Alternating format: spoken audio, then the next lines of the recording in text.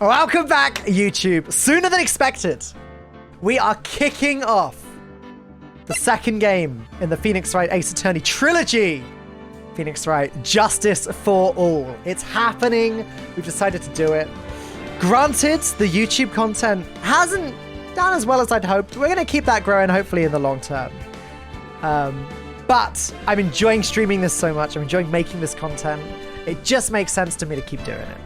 So I hope that you've been enjoying watching it so far. If you have been, if you're new for Justice for All, welcome.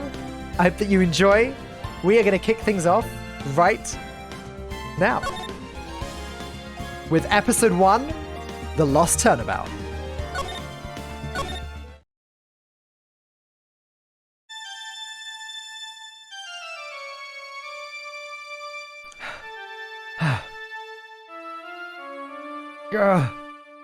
How did I get into this mess? That's far enough! You can't run forever, Mr. Phoenix Wright. What have I done wrong? I cannot allow you to go on like this. But I'm just a simple defense attorney. Silence! You are no longer worthy of your title.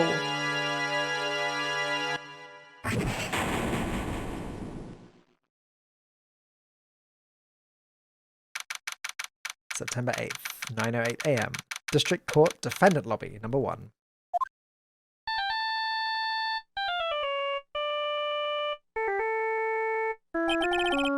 What a nightmare. And I bet it was this ringtone that caused it. I really shouldn't be dozing off before a trial starts anyway.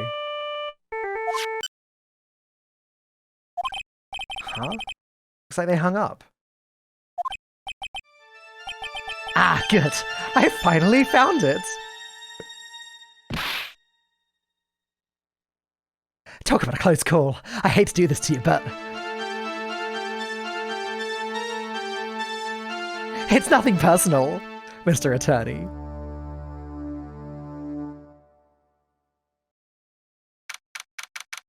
A few minutes later.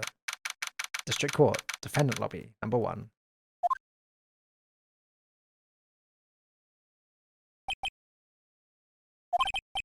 Ah, my head, it's throbbing. And why does it feel so foggy in there? Good morning! Good morning. What's wrong? You don't look well. People are at their best first thing in the morning. Where's that fighting spirit? Sorry, but can you please turn the cheeriness down? My head sort of hurts. Roger that!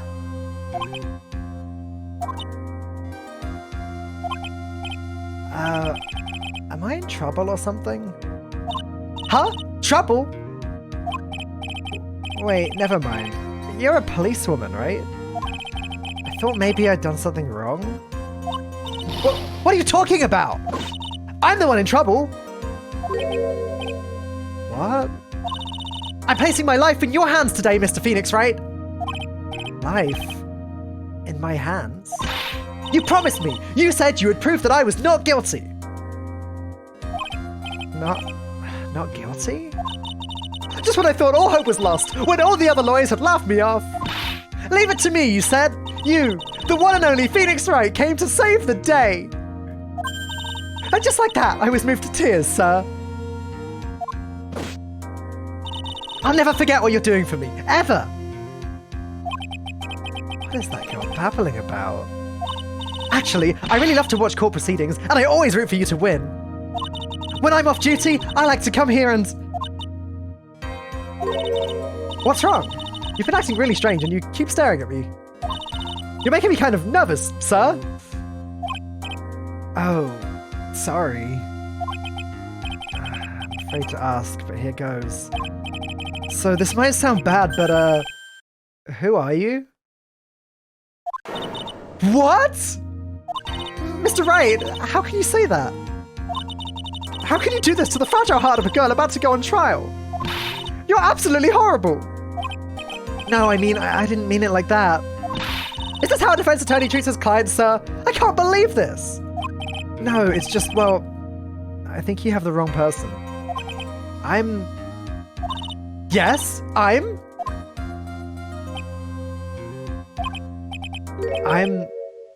who am I?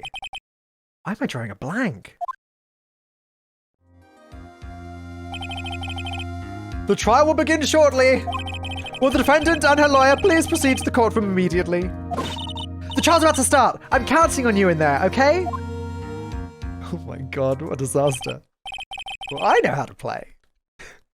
I guess I must have amnesia. Let's see, what can I piece together?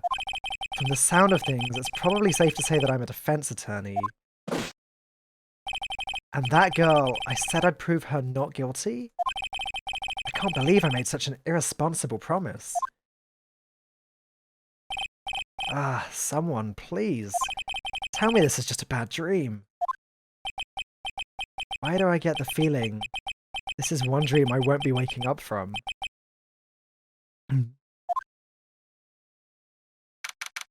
September 8th, 10 AM, District Court, Courtroom number 2.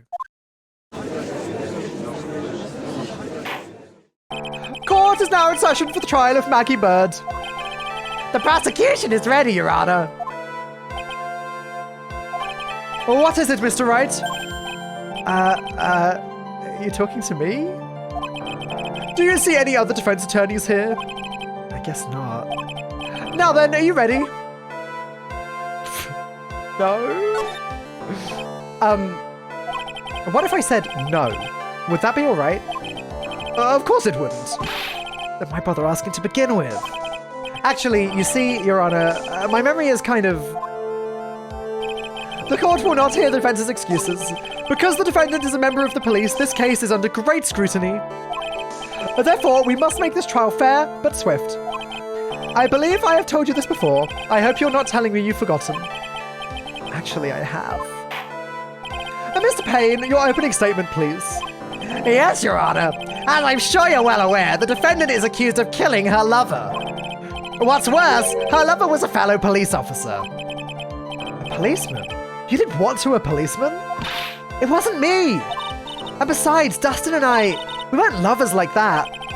In any case, the prosecution will prove that the guilty party is none other than the defendant. Very well. Mr. Payne, please call your first witness. It's been a while, Mr. Wright. Let's see what you've learned since last time. I won't show you any mercy this time, rookie. Okay. And who are you again? The prosecution calls Detective Dick Gumshoe to the stand. Here we go. Don't let me down, Mr. Wright. Nowhere to hide. I'm so dead. A witness, please state your name and occupation. My name is Dick Gumshoe, sir. I'm the detective in charge of homicides down at the precinct, sir. You don't look very well, detective. Well, sir, the defendant, she works under me, so you know. You work under that detective? Yes, sir, and while I was a trainee, he was always watching out for me, sir. He's such a wonderful guy, sir. I'll never forget what he's done for me. Okay, calm down. I believe you. Detective Gumshoe, please describe for us the details of this murder. Yes, sir. It happened at the park near headquarters, Expose Park. The victim was one of the local cops, Dustin Prince. He was pushed down from the benches on the upper path, sir. The landing beat his body up bad and snapped his neck. The details are listed in the report that was distributed yesterday. Yes, this autopsy report, correct? Why do I not remember getting a copy? I see everything is in order here. Even the estimated time of death is unusually well documented. The victim's watch stopped from the impact of the landing, sir. The results of the autopsy confirm the time of death. If I may, Your Honor, the prosecution would like to submit this photograph. Very well.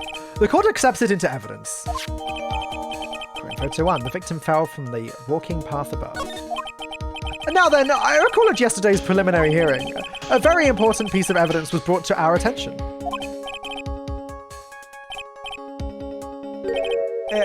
Yes, I guess. Mr. Wright, is your head on right today? There was a very crucial piece of evidence found under the victim's body. Was there? Have you lost your mind?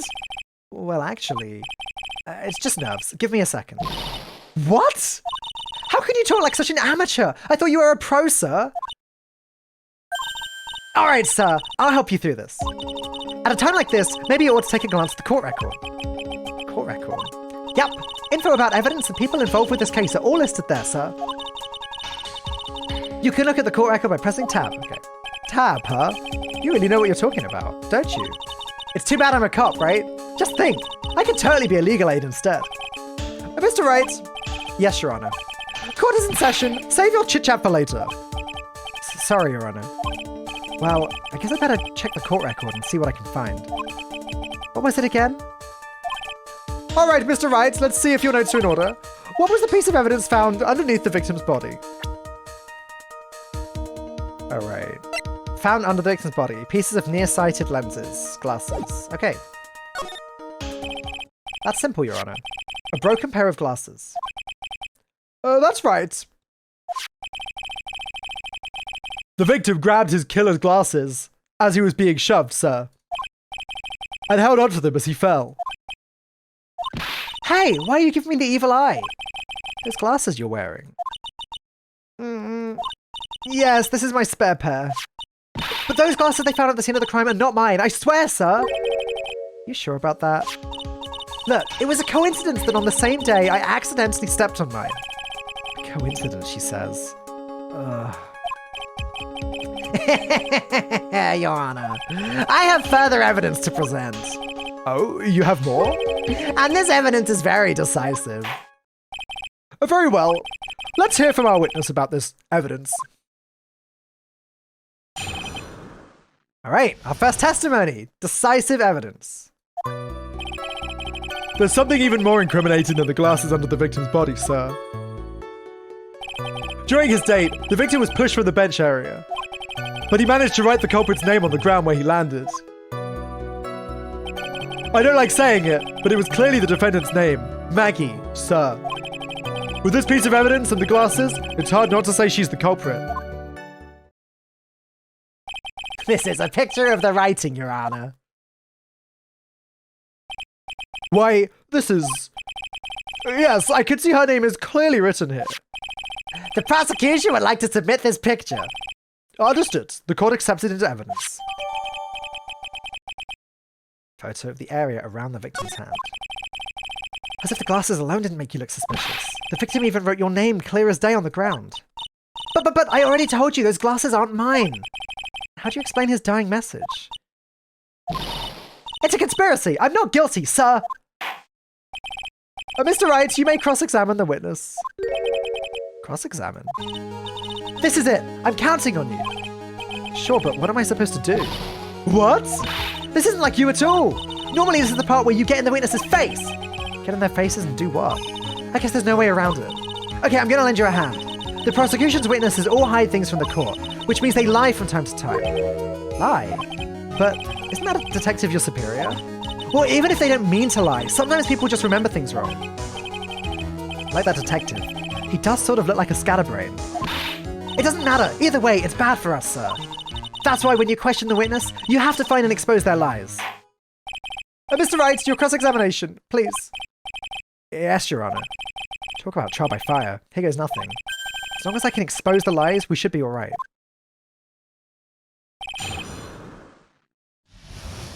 All right. Let's take a little look at the evidence once more. Time of death, caused broken neck. It doesn't say he was killed instantly, so that's not. Cell phone. Found this in my pocket, but I don't remember what it means or how it got there. Okay. And the victim's body, pieces of nearsighted lenses were found nearby. We've got this photo, and we've got this photo. Maggie. Yeah. Now I believe... Right, so something that's different about this game compared to the first one is that in this game, you can actually present profiles as evidence. So you're not limited to just the evidence you have on hand. If a person's profile contradicts the statement, then you can present that. And I think that's where we're at here, right? Because Maggie is spelled M-A-G-G-E-Y. But Maggie here is spelled M-A-G-G-I-E. So I think... Objection!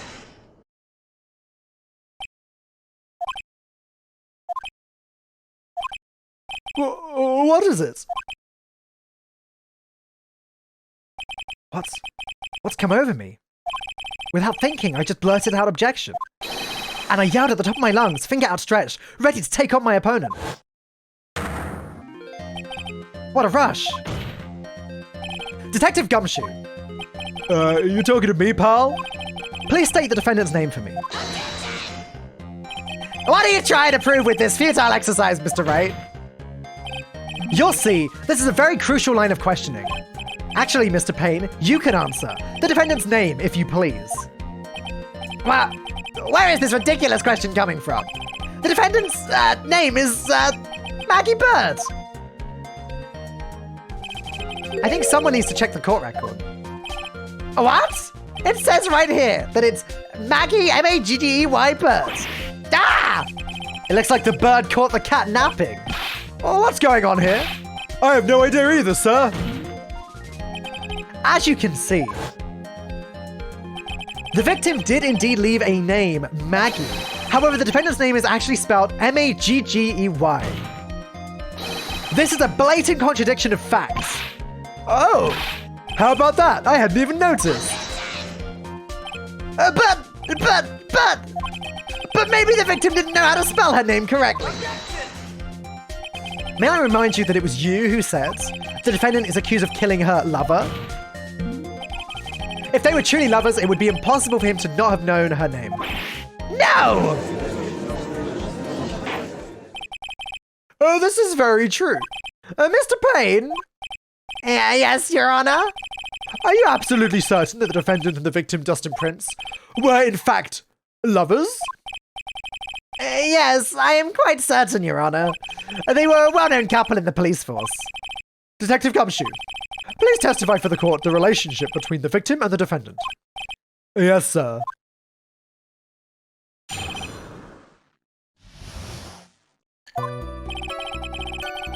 Officer Prince and Officer Bird had been going out for about half a year. It sounded like they were even talking about marriage. The day of the incident just happened to be the victim's birthday, sir. Officer Bird, had got Officer Prince a present. It was something she had brought over 2 months ago. I should know, because she came to me to ask what she should get for him. Oh, those two sound like they were close. Nevertheless, tragedy struck. Yes, I see. You may cross-examine the witness, Mr. Wright. Alright. I don't think there was any contradiction there. I can't think of anything that... Okay. Officer Prince and Officer Bird have been going out for half a year. How do you know about this? Every year in March, we have a training camp for us cops. Officer Bird was a rookie at the time, and she and Officer Prince seemed to hit it off. They got close, I take it. Actually, I was supposed to go too, but I couldn't pay the deposit for the trip, so I didn't. If only I had gone on that trip. What is it? Oh, nothing, sir. Really. Anyway. It sounded like they were even talking about marriage. Marriage? But wasn't the victim 8 years older than her? What? You said a guy's got to marry someone the same age as himself, pal? No, that's not what I meant at all. I said if Gumshoe and Dustin were only a year apart, you know. I think this fella has a ways to go before marriage. Mind your own business, pal! The day of the incident just happened to be the victim's birthday, sir. The day of the incident? You mean September 6th? Yeah. The victim, Officer Prince, had just gotten off duty at 5:30 p.m. that day. And since Maggie's night shift hadn't started yet, they went to the park for a bit. I remember when I was young and in love. Oh, it was a jolly time. That's great, Your Honor. I'm glad you're such a cheerful old man. Officer Bird, had got Officer Prince a present. You seem to know a lot about the defendant. Well, that's because, I'm her boss, and I've got to watch out for my subordinates. But even what she was going to give as a present? Isn't they're going a bit too far. Hey, pal, watch what you say. I know everything that happens under me. If someone so much as scratches their... I really don't need to know that much. Mr. Wright, please refrain from badgering the witness. I agree. Even if this witness has a crush on the defendant, that should not be the point of discussion at this time. Whoa, wait a second. Why are we talking about this? It's all your fault, pal. You're guilty. Guilty, guilty. I should have you arrested. I think the good detective is about done here. It was something she had bought over 2 months ago. Over 2 months ago? Yep, she's a very considerate woman, pal. So, what was this birthday present? She got him a glove. A single glove? Or why would she only give him one? Actually, Your Honor, the glove in question is a baseball glove. Oh, I see, a baseball glove. Officer Prince was a huge baseball fan. A baseball glove? Just now, I believe you said that the present was something she had bought over 2 months ago. Yeah. Are you saying she bought the glove at the store that far in advance? Nah, nothing like that, pal. Oh, then what is it like? She ordered it. It was custom made. Custom made? The glove was custom made? Yep, that's what I said. So the glove was custom made.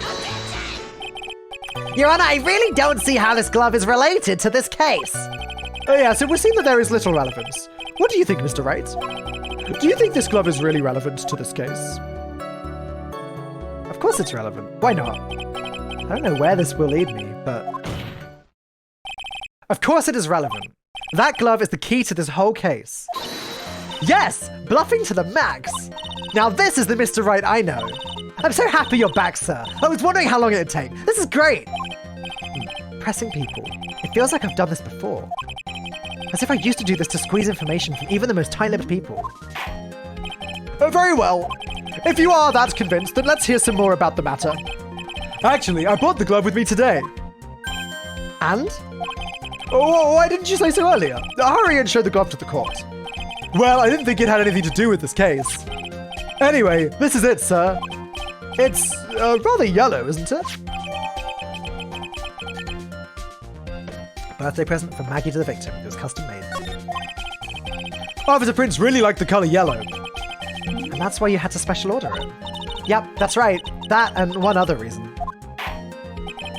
I think this court has heard enough. It is clear that the victim and the defendant were involved with each other. Yes, that's correct, Your Honor. Now, if that is true, it brings up an important question. Was the name Maggie really written by the victim? I see your point, Your Honor. Detective Gumshoe, please tell the court a little more about the name on the ground. Yes, sir. Writing on the ground. We first looked into the handwriting. Unfortunately, we couldn't confirm that it was the victim's handwriting. Next, we checked the victim's pointer finger. We found that there was sand trapped under the victim's fingernail. There were also scratches on his skin that were caused by him writing on the ground. From this, we could confirm that the victim wrote this name with his right hand. Yes, a perfectly logical conclusion. Now then, Mr. Wright, you may cross-examine the witness. Thank you, Your Honor. Writing on the ground.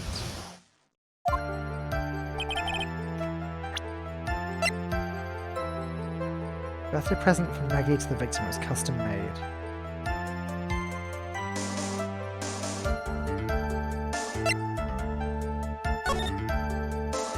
Right hand.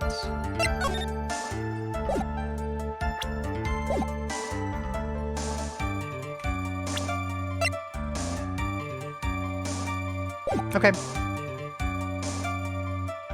Was the victim left-handed? Well, we don't have any information on that, but that's what I was thinking too. Let's stop pressing.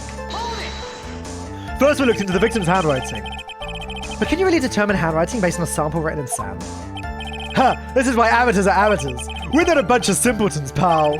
Scientific investigation in this country is actually pretty good. I believe it's time to get back to the real point. Agreed, Your Honor. So what was the result of the investigation? Unfortunately, we couldn't confirm that it was the victim's handwriting. So in the end, you couldn't confirm it. Hey, don't you look down on us! I told you, we're not a bunch of simpletons, pal. Everyone knows you can't find out everything you want with a scientific investigation. I've never heard that before. Me neither. Nor I. I never heard anything like that at the police academy, sir. Okay, so I made it up. Anyway. Hang on a second. Just had a thought. Your profiles. Oh, okay. Nothing about what his dominant hand is there. Okay. Next, we check the victim's pointer finger.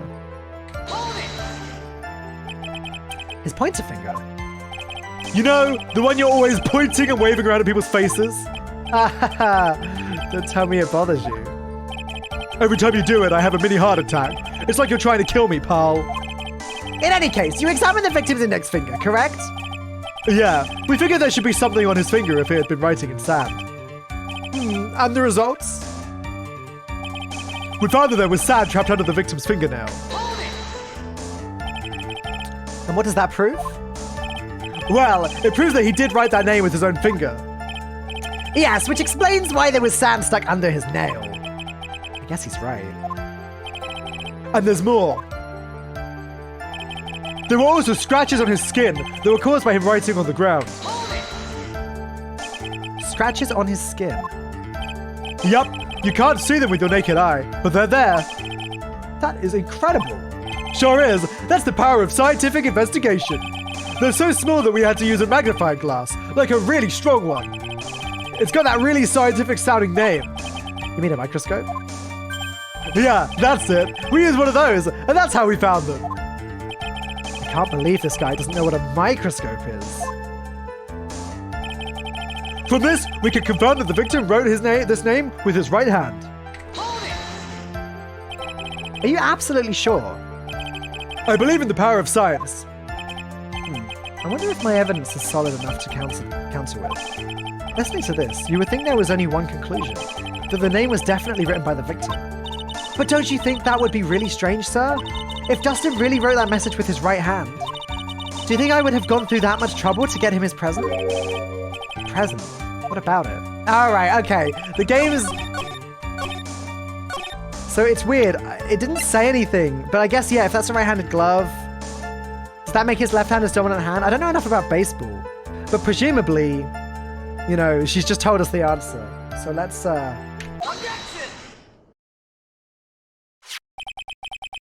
Detective Gumshoe, take a look at this. That's the glove, right? Could you tell the court what was special about this glove? What's special? Never really thought about it, but, it's really yellow. That's about it. Yes, it's really yellow, but that is only one of its qualities. Huh? There's another reason why it's special. What would that be? It's very simple. This glove is made for a left-handed person. Left-handed? Oh, why, you're absolutely right. This glove is made to be worn on the right hand. That is why it had to be custom made. I've never seen a bright yellow left-handed glove for sale, have you? Well, no. So, Detective, which hand did the victim use to write the name with again? That's easy. Look, it's obvious. From this picture, it was his... Wait a sec. Don't forget that the victim was left-handed.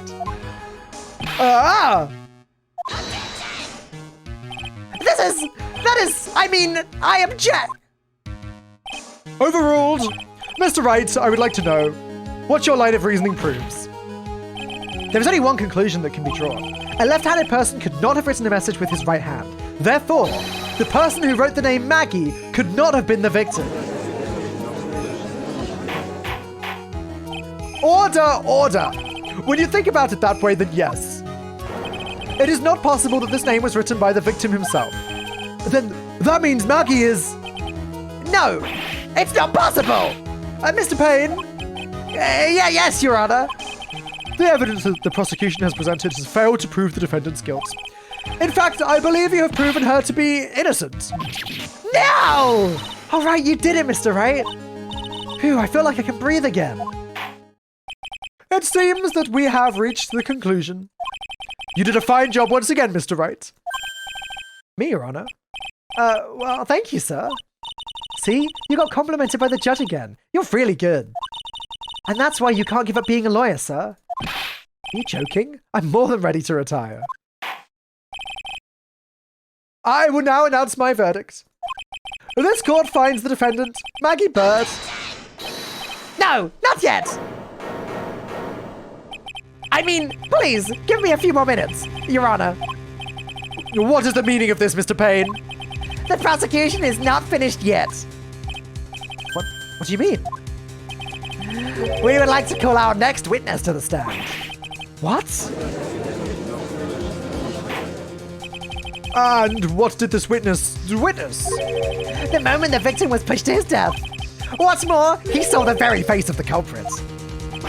What the heck? Order in the court! I believe a recess is in order. Afterwards, we will hear from this new witness. I had a feeling this was a bit too easy. I need more information. I'll have to see what I can find out during this recess. I can't let my guard down. It's only going to get tougher from here. Court is adjourned for recess. To be continued. Well, there you go, guys. That is the beginning of Phoenix Wright Justice for All, YouTube. I hope you enjoyed it. We'll be back with the next episode and probably the remainder of this first case tomorrow.